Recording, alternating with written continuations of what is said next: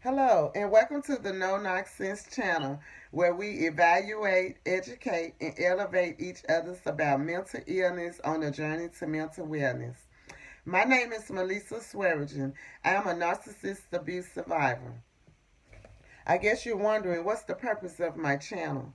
The purpose of my channel is to educate others about psychological and personality disorders. Because we live a day and time where more people than not are walking around undiagnosed. Some people are aware and just refuse to get help, feeling like they do not need anyone to tell them about their problems they know about themselves. Some are not aware because it's their norm, because there are more family members in the same predicament, and no one have ever been diagnosed. Everyone just tends to walk around and say each other is crazy. Then there are others that know their status but refuses to take their medicines because they feel like it either bring them down, make them drowsy, sleepy, or not just feel like themselves. Psychological and personality disorders can wreak havoc on oneself and others that are involved with them. Some signs that you may experience if you have been in a narcissistic abuse relationship. You may experience unexplained physical symptoms like appetite changes, upset stomach, nausea, stomach pains, gastrointestinal distress, muscle aches and pains, insomnia, and fatigue. And many find themselves using alcohol and other substances to cope if because they feel that it helps in some way. You may feel restless and unsettled because you never know if you will be criticized or gifted a surprise.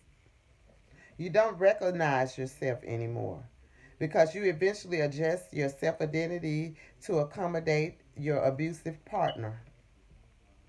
You may have trouble setting boundaries.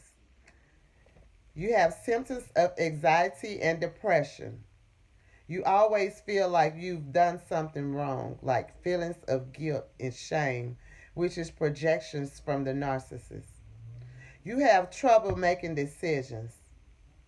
You either in fight, flight, or freeze. When you're in the fight position, that's when you're willing to confront the abuser. When you're in flight, that's when you flee the situation.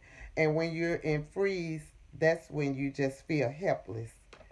And this can cause dissociation. You feel isolated. People tend to doubt that the abuse even ever took place. But I read in the first post where it says experts define narcissists as people driven by guilt or shame who have a fake self image that they admire, and they will stoop to any level to guard that image also, even if it causes them to abuse loved ones and others emotionally and sometimes physically. It has also been scientifically proven that repeated and long term abuse can cause damage not only to your memory but also to your thinking and your learning ability. Study shows long term traumatic stress affects three major parts of your brain. It affects the hippocampus, the prefrontal cortex, and the amygdala. The hippocampus, which stores the short-term memories in your brain before they are converted into long-term memories, which decides when and how you will learn new things. It will start to gradually shrink its size due to stress and abuse for over long periods of time. And as a result, the person starts to forget things easily and finds it difficult to learn new things. The next one is the prefrontal cortex. It's the region of the brain that is located right behind the eyes. This controls your decision making, your memory, your planning, and your attention. And just like the hippocampus, it shrinks in size with long periods of abuse. People that suffer from narcissistic abuse find it difficult to make decisions and they have short term attention span. And they also tend to be depressed. The amygdala, that's the fear center of the brain that gets activated every time you feel anxious or scared.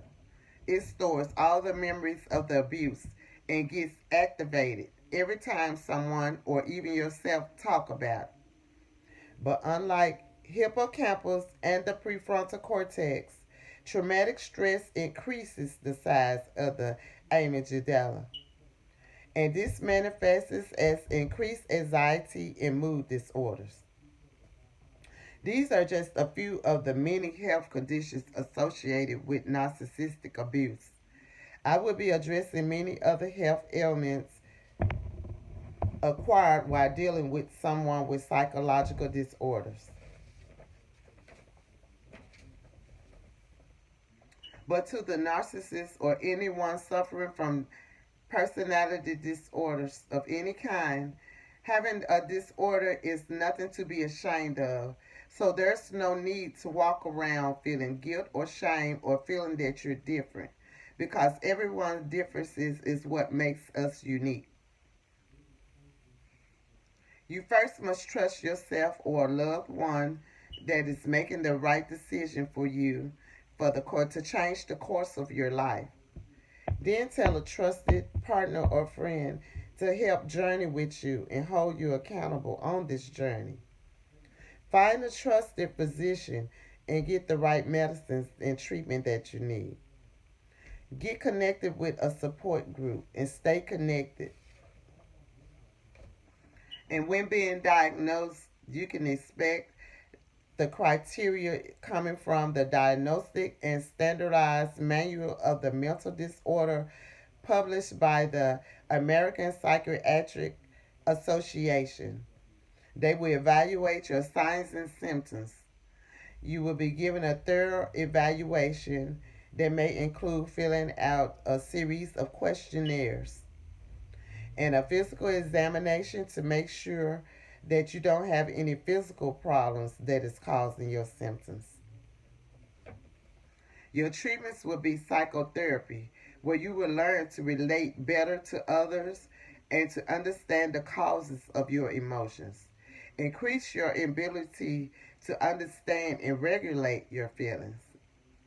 There are no medications specific used for to treat narcissistic abuse, narcissistic personality disorder.